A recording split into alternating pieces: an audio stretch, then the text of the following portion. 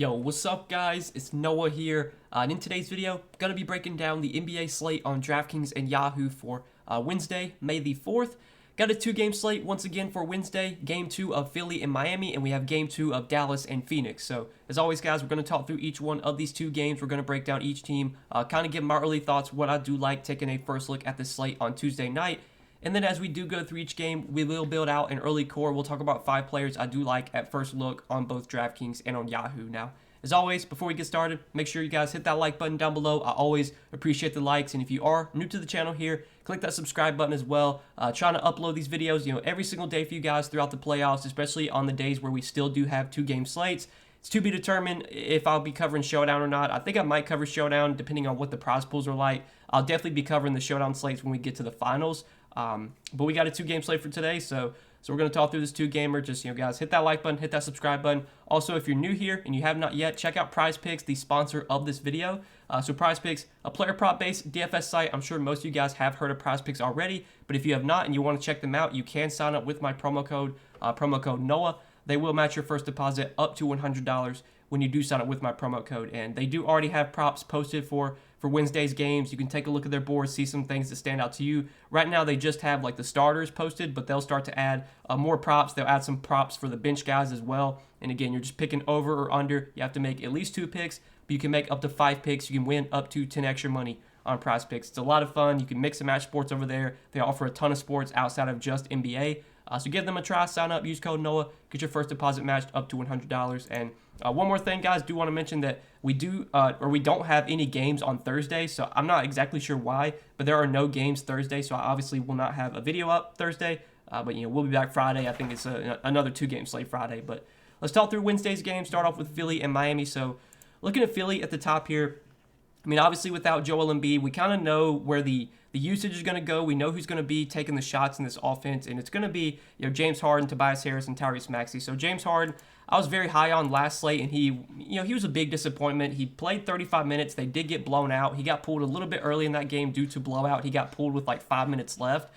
But he played 35 minutes. Again, he was kind of disappointing. Only took 13 shots. His usage was not as high as I would have liked. Had 16 points, 9 rebounds, and 5 assists in those 35 minutes. Only finished with 33 Draftkings points. Look, Harden has had great usage whenever Embiid has been off the floor. You can take a look at the usage, during the regular season in the minutes that he played without Embiid. Like, he had a super high usage rate, averaging a ton of points per 36, plenty of assists, plenty of rebounds. We know Harden has triple-double upside. I will say the matchup here is pretty tough. And I think Miami, they're going to do whatever they can to just, keep Harden from beating them. They're just going to let other guys beat him. They're going to let Tobias Harris get open shots, Tyrese Maxey get open shots. When James Harden touches the ball, he's likely to see a double team, and that's kind of what happened in Game 1 of this series. So the matchup is obviously scary, but Harden, he should have massive usage. I know his usage rate was not that high last game, but he should get a ton of opportunity. He should play huge minutes. If Philly can keep the game close, you would have to think it's going to be because of Harden, Harris, and Maxey. So I'm still fine playing Harden today, even though he did kind of bust last slate. And then the other guys, Tobias Harris and Tyrese Maxey, I like quite a bit. Tobias Harris was one of the few bright spots for Philly last game. He did play pretty well, played 37 minutes, had 27 points, 6 rebounds, 1 assist, finished with 37 Draftkings points. His price tag went down a little bit at $7,700, and we know without Embiid, there's just going to be more opportunity for all these guys, and this, Harris should benefit as well.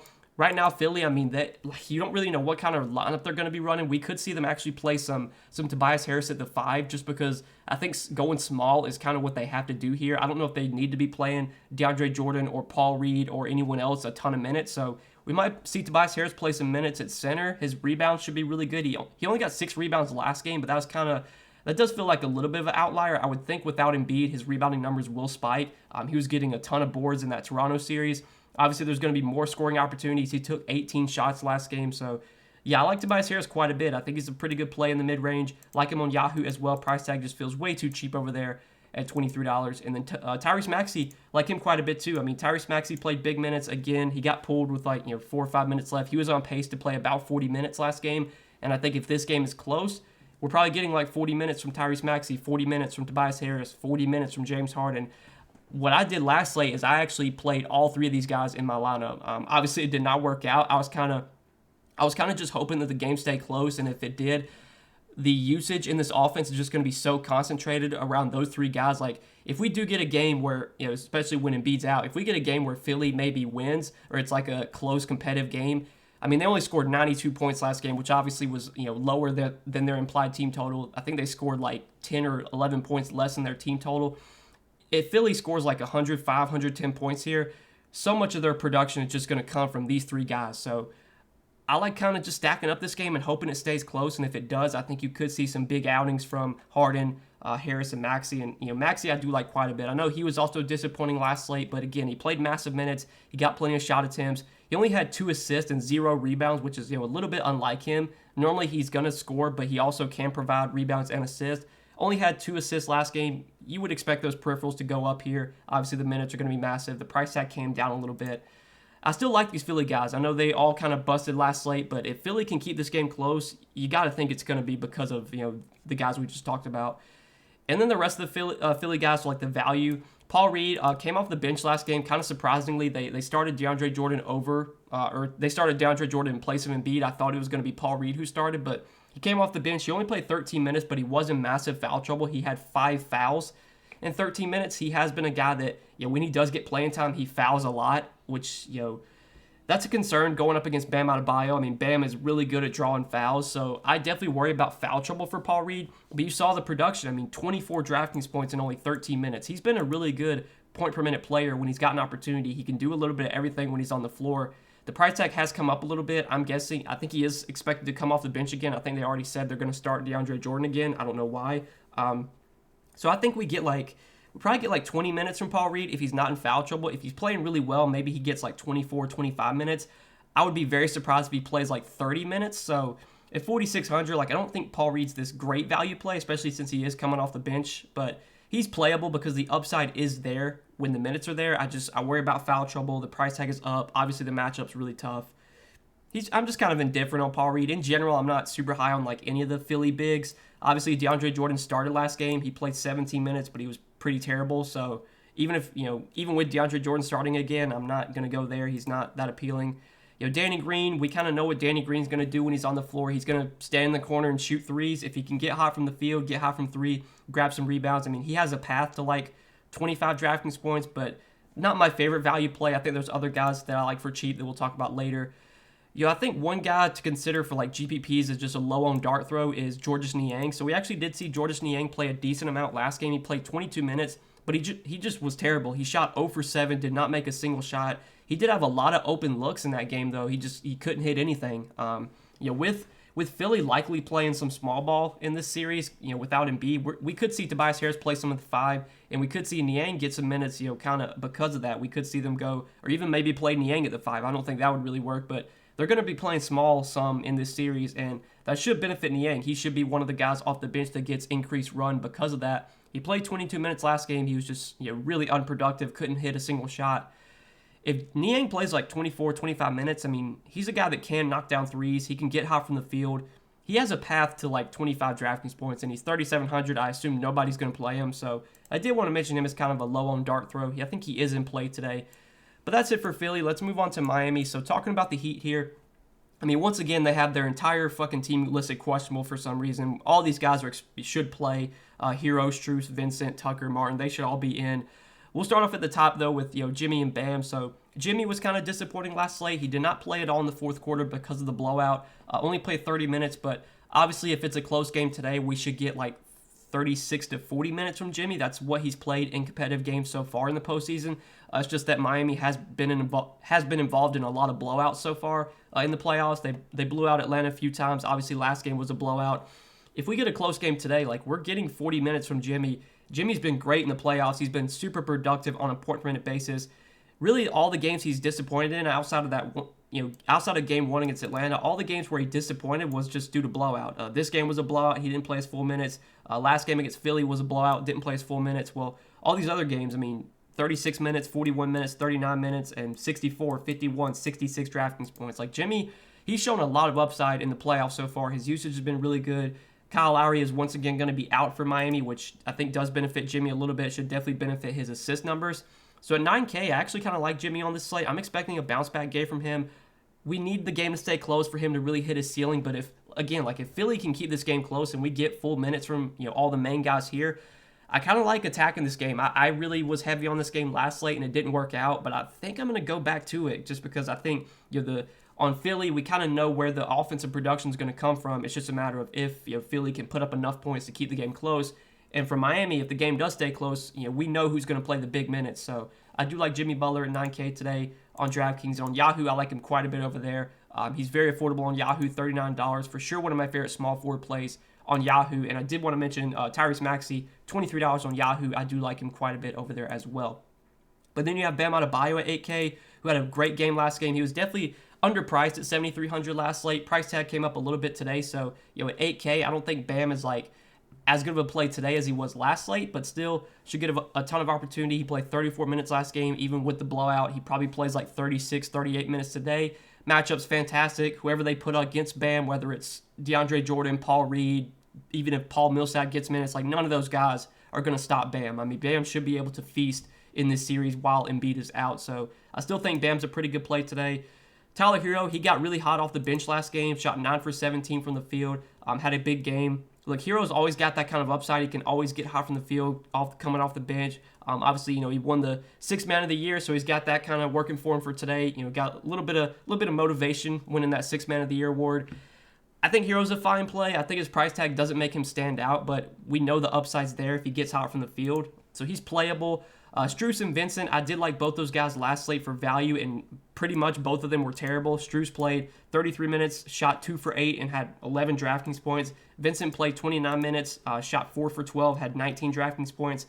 Without Kyle Lowry, there is more minutes available in the backcourt, and I expect Strus and Vincent to be two guys that do soak up those minutes. So I think they're in play for value. I'm not in love with them, but they're going to get probably 30-plus minutes each, I would assume. So Strus and Vincent, I think, are in play. Oladipo got decent minutes off the bench last game. He played 27 minutes. Oladipo is a pretty good point-per-minute player when he does get opportunity. It's just that when he's playing alongside Bam and Jimmy, his usage is not going to be as good. Obviously, he was really huge for them in that Game 6 against Atlanta when Jimmy, or Game 5, excuse me, that Game 5 against Atlanta when Jimmy was out, Oladipo had a huge game that game. Well, now that he's playing like alongside Jimmy and Bam, it's just you're not going to see as much offensive production from Oladipo. He probably won't be as aggressive offensively, but he's 4,500. He probably gets like 22 to 25 minutes, so he's a playable value. I think he's in play. And then PJ Tucker, kind of the last guy I'll mention, he's going to play like 30 minutes.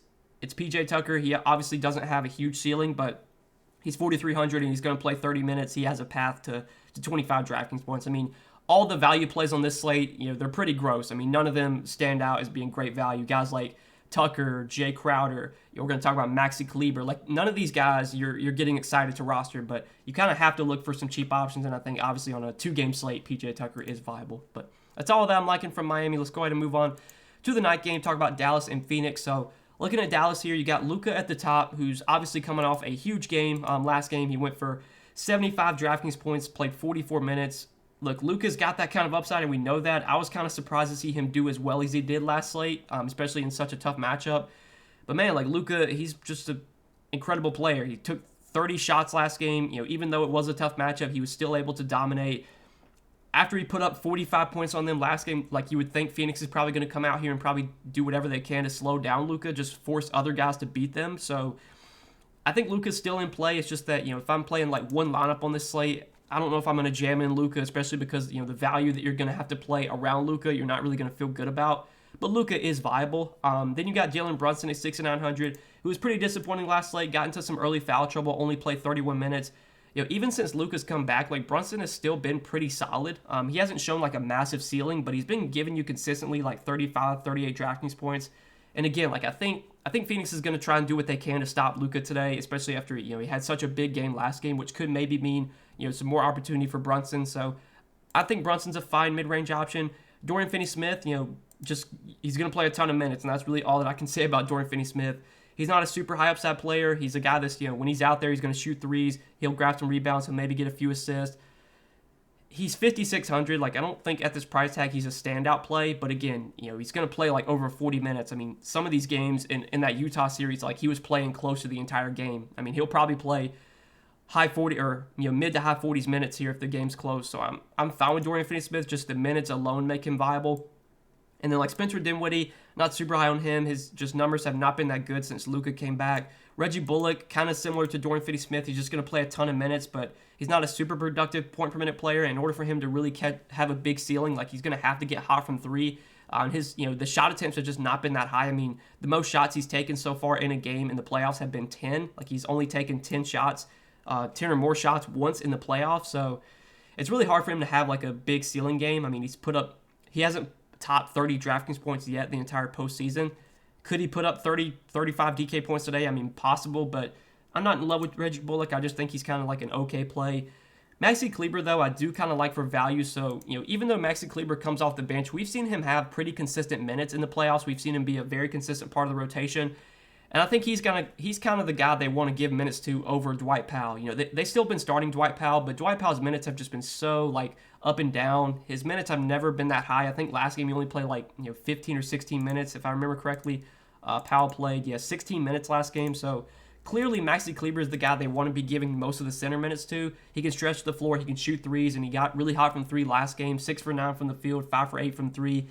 Again, like Kleber, he's not one of these guys that you ever feel good about rostering, but when you're looking at a 2-game slate on the playoff or in the playoffs with like no value, these are the kind of guys that you have to consider. And I think on this slate, like Maxi Kleber probably gets 25, 26 minutes. If he can knock down a couple threes, grab some rebounds, maybe get a few defensive stats, he's got a path to 25 DraftKings points. And if Kleber gets like 25 DraftKings points today, he's probably going to be pretty good for his salary because there's not going to be many guys this cheap that come close to 25 DK points. A lot of the value plays don't even offer 30-point upside, but I think Kleber does have a path to 25, 28 DraftKings points. I think the minutes will consistently be there in the postseason, and he's clearly been kind of ahead of Dwight Powell. Even though Dwight Powell's been starting, I don't know if Dwight Powell's really going to get many minutes in this series, and he really didn't play much at all in the Utah series. So I do like Maxi Kleber as kind of a first look value. He's really cheap on Yahoo. He is the minimum salary over there, so if you want to play Maxi Kleber on Yahoo, I do like him as well over there at minimum salary. But that's really it for Dallas. I think we kind of mentioned everyone here that I'm interested in. So let's move on to Phoenix now, cover the Suns real quick before we end the video. So you got Devin Booker, Chris Paul at the top. Devin Booker surprisingly was really good last game. After he kind of struggled in that first game back from his hamstring injury, he was really good in game 1 of this series. He played 38 minutes, clearly was not limited. He was good to go. He took 20 shots. His usage was really good. He had 23 points, 9 rebounds, 8 assists, finished with 48 DraftKings points. Price tag on Booker surprisingly came down after he scored 48 DK points last game. So I think Booker is a pretty good play today. He's pretty much full go now. I mean, I don't think there's any limits on him after he played 38 minutes last game. So I definitely think Devin Booker is in play. Chris Paul is a solid option as well. I'm still tilting about Chris Paul only playing 29 minutes last game. I had the over on his PRA for Prize Picks, and he finished 1 short, he finished like 4 short. But he only played 29 minutes for some reason. I would think today Chris Paul plays like 36, 38 minutes. I don't know why he only played 29 last game. I think, after Booker had the big game last game and Paul really struggled, you're going to see the ownership really flock to Booker. So when it comes to the Suns guards between Paul and Booker, it's always tough to predict between the two, like which one's going to have the big game. I think Booker, since he went off last game, like Paul probably makes more sense as a tournament play. I think straight up Booker, when you factor in the price tag, he probably just points per dollar wise, Booker's probably the better, he's the more optimal play. But if you're playing large field tournaments, like it might make sense to play Paul over Booker just because I think Paul will come in with a lot less ownership. And both those guys have pretty similar ceilings. They're both going to project pretty closely. In tournaments, I think it makes sense to just play whoever's lower owned, which I expect will be Paul. But then you got DeAndre Ayton at 7,600, who did score a lot last game, but didn't do anything else besides that. He had 8 rebounds, no assist, only 1 block. He had 37 DK points in 33 minutes. At 7,600, like Ayton is a fine play. He hasn't shown like a massive ceiling so far in the playoffs. He had that one game over 60 DraftKings when he put up 60 DraftKings points, and other than that, he's just kind of been like in the 40s, the low 40s, high 30s. At 7,600, you kind of need him to get like 48, 50 DraftKings points to really be a good play at his salary. He has that kind of upside, but I don't think Ayton's like someone I'm really building around today. I just think he's kind of fine. Mikal Bridges, I pretty much say the same thing about Mikal Bridges every slate. He's not a super high upside player, but he's going to play massive minutes. Played 42 minutes last game. He probably gets over 40 minutes once again. He's obviously one of these guys that can do a little bit of everything, can get defensive stats, can get rebounds, can get some assists. Again, 6K, like, I think Bridges is fine. He's good. Just the minutes make him viable. He's very similar to Dorian Finney-Smith, except I think, Bridges does offer, a little bit more upside than Dorian Finney-Smith. So if I had to pick, like, between one of those two guys, I'd prefer Bridges. But, when you look at the type of players they are and, the minutes they're going to play, they're very similar. They're also very similarly priced. But I definitely think Bridges at 6K is viable today. Then you got Jay Crowder at 4,800, who, I think is a pretty solid value. He probably, when you're looking at the value plays below 5K, I think Crowder is probably one of my favorites. He should get like low 30s minutes here. He's been dealing with foul trouble pretty much every game so far in the playoffs. I mean, you look at the games he's played in the postseason, outside of, first 2 games in this Pelican series, he's had 5 fouls now in five straight games. 5 fouls, 5, 5, 5, and 5. So he's been in foul trouble in a lot of these games. He's seen his minutes cut down a little bit because of that. If Crowder's not in foul trouble tonight, I think he plays like 32, 34 minutes. And obviously, Jay Crowder is someone you're never excited to roster.